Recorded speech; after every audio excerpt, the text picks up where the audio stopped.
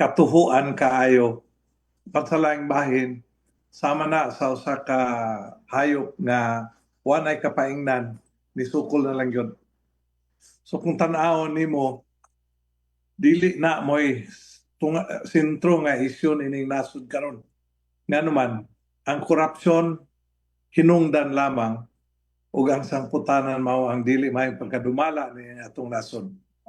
Ang atong katawhan nagilahid sa kalisod, ang atong peso ni samot kahinay, ang atong pagdumala sa tibok nasod maingon nato nga kuan gyud nagkahanap o kung dili ma-address ni mura man gud og nag-hemorrhage kining atong nasod og dili gani ni siya ma-address ang sangputanan niini mao nga mabangkarote ang atong nasod.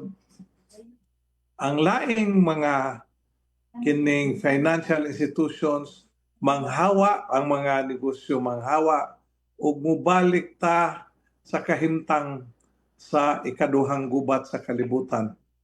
Busa hinaot unta nga makaamgo ang atong mga opisyal nga kanang magprangkahanay na lang yun unsaon gyud buhaton aron mobalik ang kadasig sa atong nasod.